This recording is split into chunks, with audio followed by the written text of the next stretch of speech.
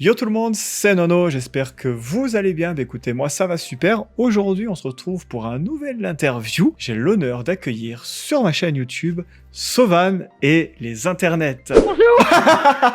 La fille, tu sais, c'était sûr. Je suis insupportable, je suis pardon. Bonjour tout le monde. Bonjour.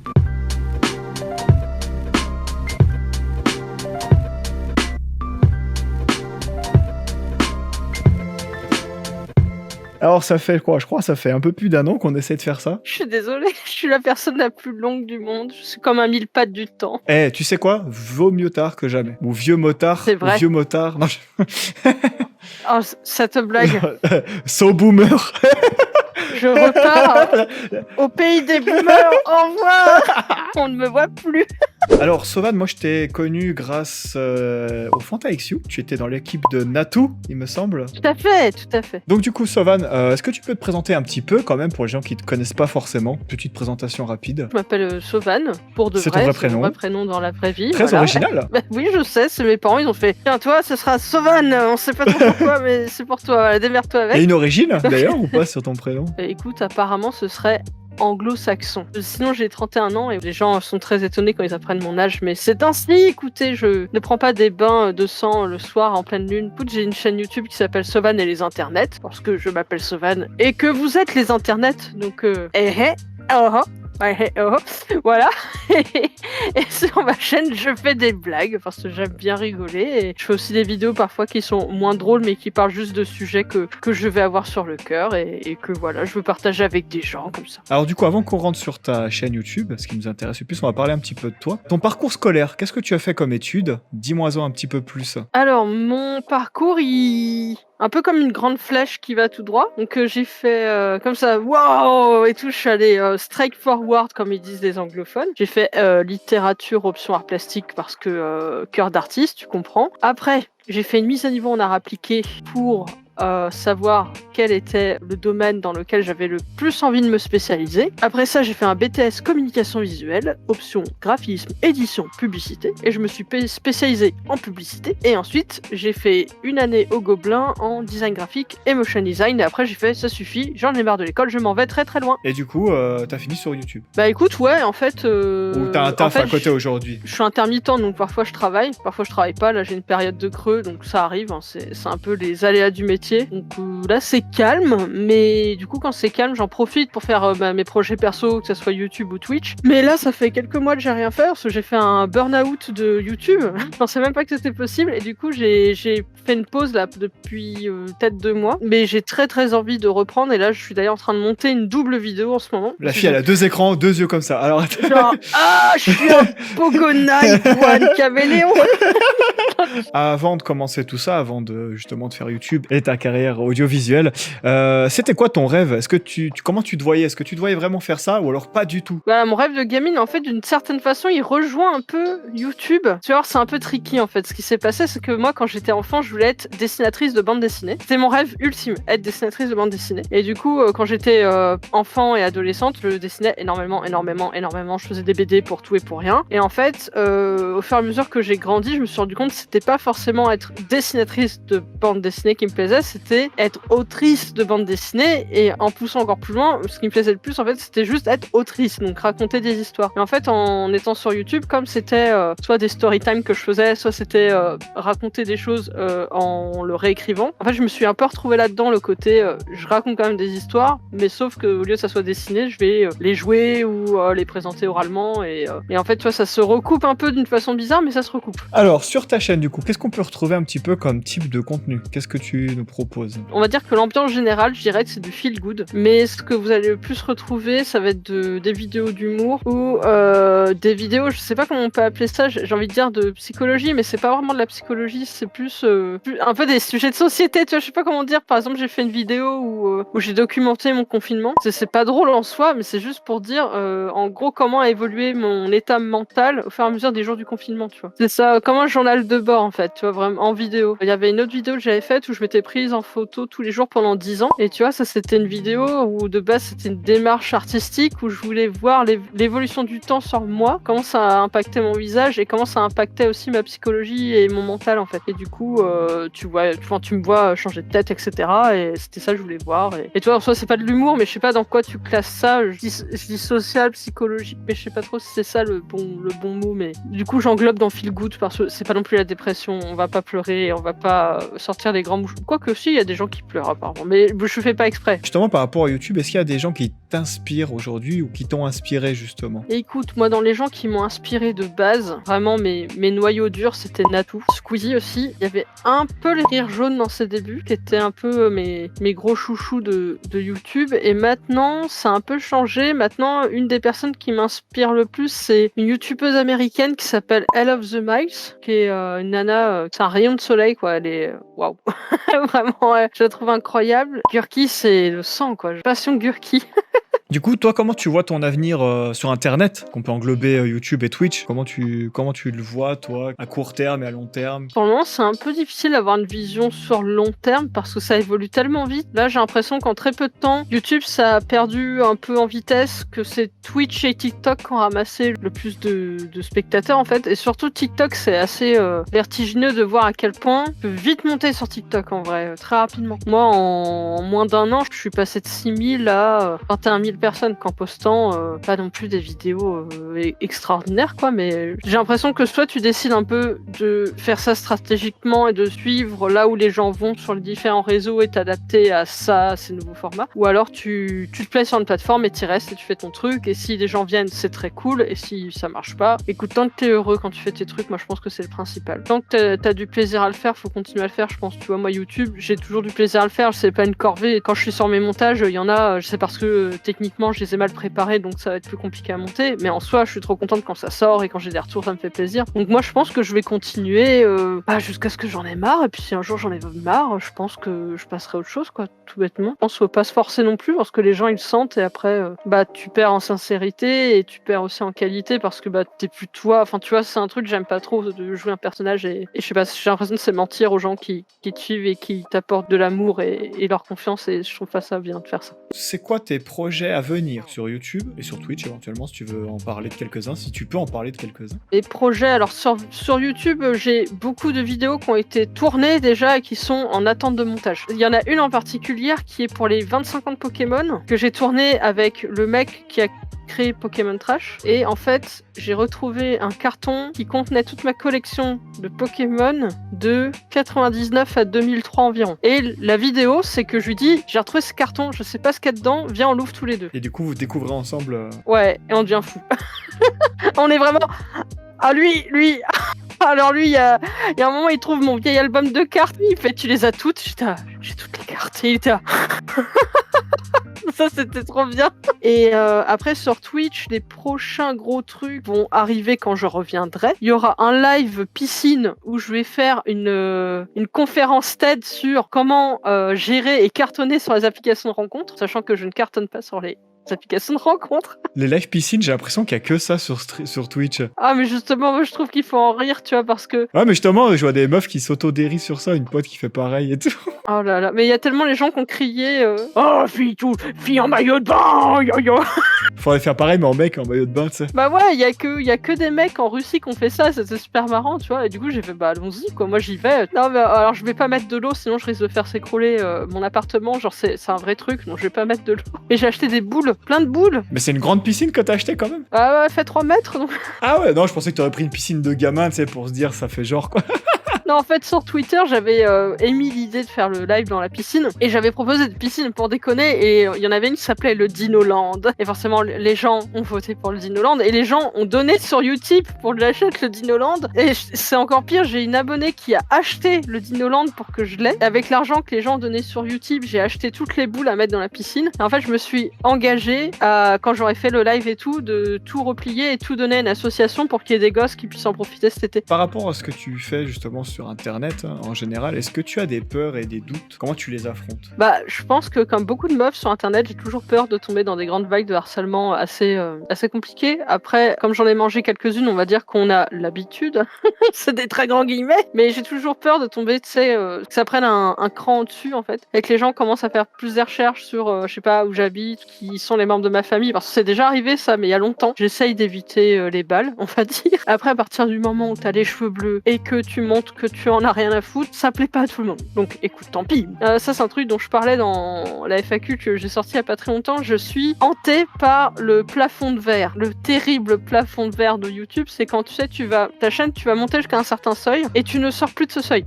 Genre, moi, ça fait 1 an et demi que je suis au même seuil, toi. C'est vraiment ça que tu crains le plus, sinon après le reste ça va. Les critiques, tout ça, je veux dire, les haters, je veux dire, maintenant ça va. Ils ont toujours quelque chose à trouver de toute façon. Comme c'est des gens qui sont des éternels insatisfaits ou des personnes éventuellement frustrées dans leur existence, je décide de les ignorer et même parfois au-delà de ça, je les bloque tout simplement. Je ne m'embête pas des mauvaises ondes de ces gens et je les prive de ma personne étant donné qu'ils ne savent pas se priver d'eux-mêmes. Sur YouTube, je m'amuse à les plonger dans le void de YouTube, c'est quand tu les masques de ta chaîne. Ils peuvent continuer à poster, mais personne ne voit ce qu'ils écrivent. Ils peuvent se soulager, mais dans un grand void et ils ne sauront jamais.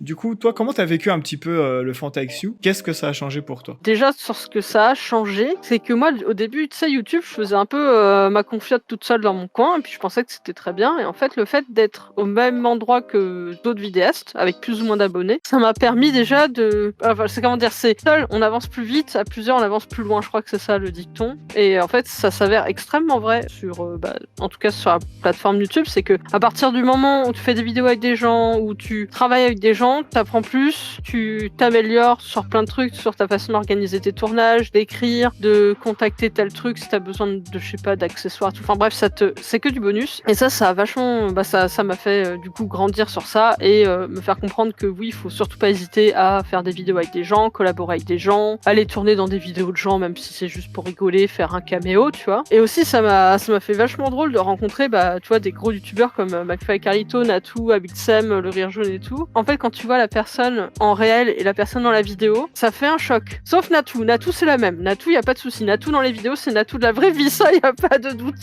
C'est la même personne. Après, ça m'a fait bizarre, tu vois, Kevin du Rire Jaune, il est plus réservé dans la vraie vie que dans ses vidéos où il a un côté vachement affirmé, tu vois. Il est carré, tu vois. Alors que je l'ai trouvé plus réservé dans la vraie vie. Et McFly et Carlito, c'est entre guillemets un peu plus... C'est inverse, tu vois, ils sont surexcités quand ils font des vidéos et ils sont très pro et très carrés. Ils savent exactement ce qu'ils veulent, comment ils le veulent, avec qui ils le veulent. Et Amixem, il est relativement fidèle à lui-même aussi. Après, le FantaXU, tu vois, c'est un truc, si je devais le refaire, je le referais. Là-dessus, il n'y a pas de souci, je le referais parce que c'était dingue. C'était, je pense, c'est un truc que tu peux pas vivre en dehors de ça. Ça n'a aucun sens. Moi, des fois, j'y pense et je fais, ça n'a aucun sens. Ce qui s'est passé, se retrouver enfermé dans cette vie-là, pas possible, au milieu de rien, avec des youtubeurs que je regarde tous les jours dans YouTube, qui sont là et on mange des frites et qu'est-ce qui se passe et on va monter sur scène faire un spectacle. Pourquoi qu'est-ce qui nous arrive? Tu vois, moi j'en pouvais plus. Et après il y avait des défauts, bien évidemment, des trucs, de la mauvaise compréhension entre nous et la prod. Des fois on avait un peu l'impression d'être un peu pas les pantins de la prod, tu vois, mais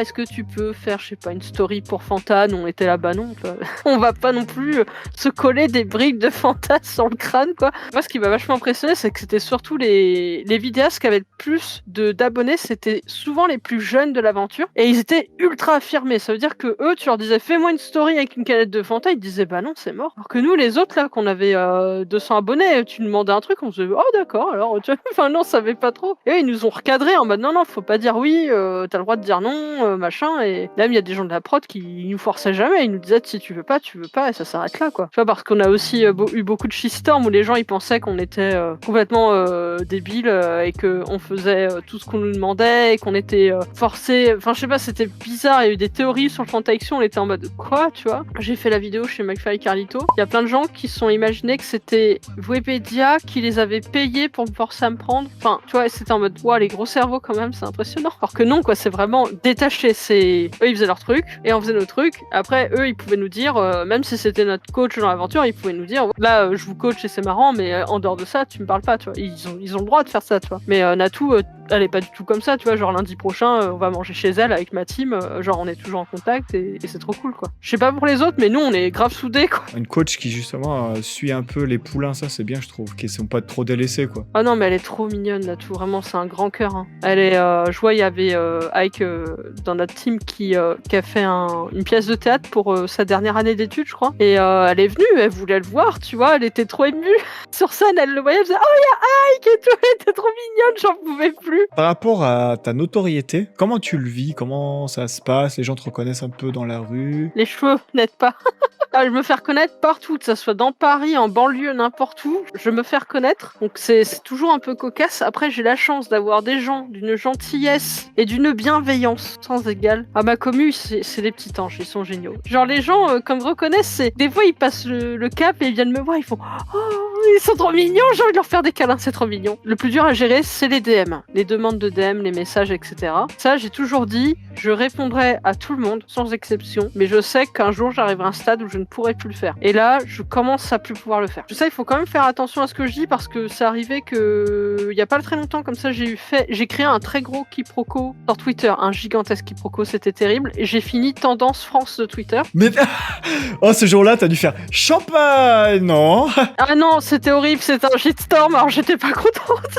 J'ai dû fermer mon compte le temps que ça se calme. C'est te dire le niveau de pagaille que j'ai mis. J'ai pas fait exprès, en fait, j'ai fait la promotion du compte Twitter de mes chats, qu'on peut voir, là il y a Lulu. Jusque-là tout va très bien, sauf que j'ai précisé dans mon tweet que sur le compte Twitter de mes chats, je ne parlais pas le langage qu'on appelle le tweet-wisha. En fait, c'est le tweet-wisha. C'est du jeu de rôle sur Twitter où c'est des gens qui font parler leur chat, tu vois, avec un langage spécifique, propre à ça, en fait. Et moi, j'ai juste précisé que je ne parlais pas parce que des fois, moi, je sais que j'ai du mal à lire ça parce que c'est écrit d'une façon super spécifique, avec parfois des fautes d'orthographe volontaires ou des contractions de mots, je comprends pas. Et comme j'ai pas mal de gens qui me suivent qui sont handicapés, je me suis dit, pour les personnes malvoyantes ou les personnes autistes ou quoi que ce soit, tu vois, je précise que mon compte n'utilise pas ce langage parce que comme ça, ils savent que c'est facile à lire. Sauf que la communauté des chats, on pensait que je critiquais leur langage. Sauf que c'est pas le cas. Je suis très neutre face à ça. C'est que je trouve pas ça mauvais et je suis pas partisane de ça, mais c'est pas parce que je le fais pas que je trouve ça nul ou quoi que ce soit. Les gens font bien ce qu'ils veulent, tu vois.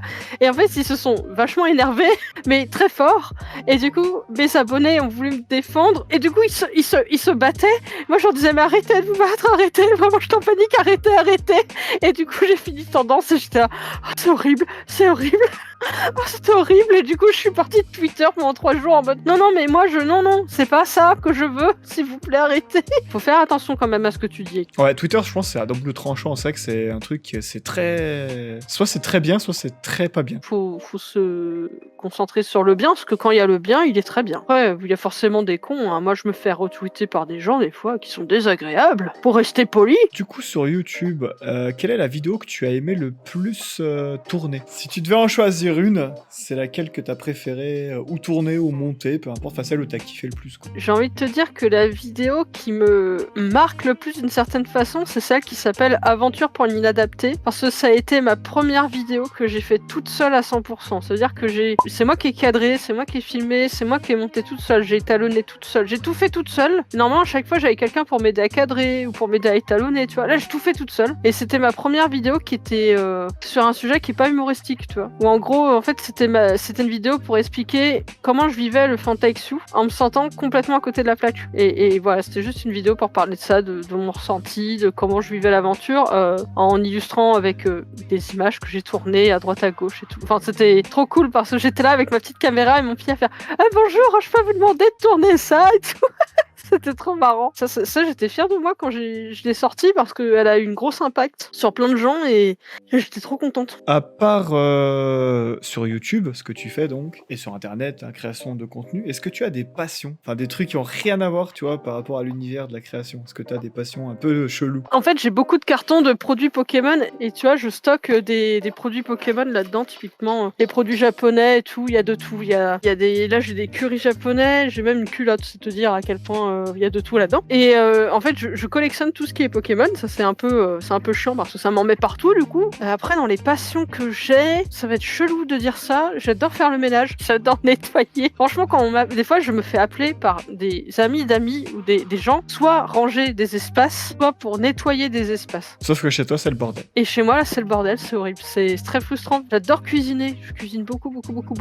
Et Du coup, tout à l'heure, tu me parlais d'un burn-out. Est-ce que tu vas en parler un peu vite fait ou pas? je pense qu'avec le confinement, on est plusieurs vidéastes à avoir donné, on va dire, le double ou le pire que le double de ce qu'on donne d'habitude parce qu'il y avait un sentiment de devoir produire du contenu parce que selon si tu travailles ou pas, il y avait quand même plus de temps libre qui se dégageait et que du coup, comme tout le monde était chez soi, t'avais plus l'opportunité de créer du contenu pour divertir des gens qui étaient chez eux, donc t'avais plus le temps de regarder des vidéos sur YouTube. Et du coup, j'ai l'impression qu'on est beaucoup de vidéastes à s'être mis une pression monumentale en sachant qu'on avait quand même le stress du confinement à gérer, le stress du Covid à gérer et du coup le stress de tenir un planning qui n'a aucun sens. Et en plus de ça, on est pas mal à s'être lancé sur Twitch. Tu te retrouvais aussi à gérer ton planning YouTube plus un planning Twitch, donc ça commençait à faire un peu beaucoup. En fait, moi j'ai un peu fait partie de ces gens-là, voire complètement.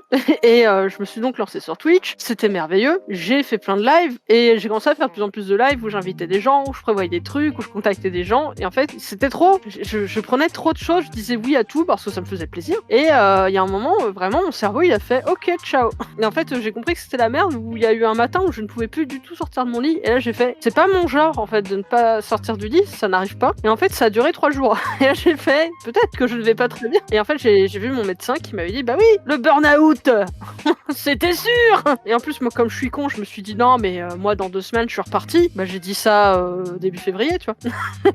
Pas du tout. C'est des mensonges. Donc non, c'est important de reprendre que quand tu te sens assez costaud pour le faire parce que après c'est un coup à repartir en surménage et le problème c'est que bah plus t'en fais et plus c'est compliqué à gérer et surtout ça te fragilise vachement psychologiquement de faire ça et j'ai l'impression que tu vois ça c'est le second et ben il était plus violent que le premier et je m'en remets moins facilement que le premier aussi et c'est important de rester bienveillant avec soi-même, de se fixer des limites, de se fixer des horaires parce que on a toujours la volonté de bien faire, on a toujours la volonté de se dire ok moi je veux sortir une vidéo par semaine et faire un live tous les soirs et faire... mais à un moment tu vois t'es un être humain, t'es pas un robot et il faut vraiment se dire ok en fait il faut que je fasse tant d'heures de montage dans la journée et pareil les lives c'est pas grave si tu lives pas tous les soirs quoi, il y a un moment faut pas oublier qu'on a une santé qu'il faut préserver, qu'elle soit mentale ou physique et le problème c'est que en tirant trop sur la corde il y a un moment quand ça craque, ça fait mal, c'est sévère. S'il y a des vidéastes qui me regardent, préservez-vous, c'est super important, faites-vous des plannings si c'est possible pour vous et vraiment ne vous oubliez pas, n'oubliez pas qu'il vous faut des temps de pause et du temps pour vous et même si c'est pour glander une journée entière sur Netflix ou regarder les nuages, bah c'est très bien, faites-le. C'est que t'es ton propre patron mais des fois t'oublies si tu te divisais en toi et en toi ton patron, bah tu n'aimerais pas ton patron qui est toi. Donc on dit non patron méchant, le patron comme ça là, faut travailler plus, et les vidéos j'en veux 3 par semaine, des lives j'en veux 5 par jour. Non, n'écoutez pas ce méchant patron, il faut faire comme ça. La fille, c'est The Boys.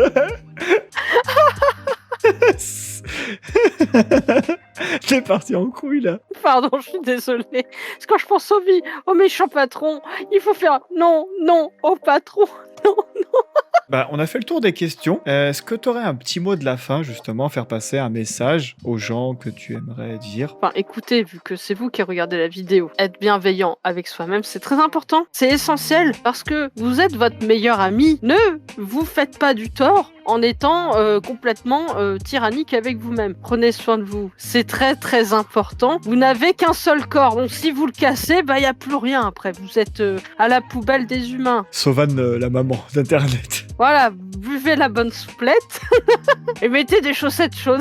Non mais en vrai, c'est super important de s'écouter, d'être bienveillant avec soi-même et de surtout savoir dire stop et prendre du temps pour soi. Enfin, je veux dire, on n'a qu'une seule vie, on n'a qu'un seul corps. C'est pas pour se le casser sur le boulot ou je sais pas quoi. Enfin, préservez-vous, c'est très important. Il faut prendre soin de vous parce que vous êtes des petites étoiles filantes et voilà, il faut préservez-vous, s'il vous plaît. Buvez de l'eau, préservez-vous. Sinon, vous serez cassé. Préservez-vous pour ne pas faire du burn-out. Préservez-vous. C'est la patate qui l'a dit, c'est pas moi. Bon bah écoute Sovan, merci à toi pour avoir pris un petit peu de temps pour cette interview, c'était fort sympathique. Eh ben écoute, avec grand plaisir. En tout cas les amis, n'hésitez pas à aller voir ce que fait Sovan. Moi ça fait un petit moment que je la suis, j'aime bien ce qu'elle fait, elle est bien marrante, elle se prend pas trop la tête. Donc n'hésitez pas à aller voir, je vous mets tous les liens dans la description, son Instagram, son Twitter, son YouTube, bref je vous mets tout, son Twitch aussi, quand tu reviendras sur Twitch. Tout ça, là, il est en bas là. Je sais pas où je serai dans l'écran. Du coup les amis, n'hésitez pas à lâcher un maximum de pouces bleus pour me soutenir. En commentaire, vous pouvez me dire ce que vous avez pensé de la vidéo. Si vous n'êtes pas abonné à la chaîne, vous pouvez le faire en cliquant sur le bouton rouge s'abonner. Quant à moi, je vous retrouve très vite pour un nouvel interview. C'était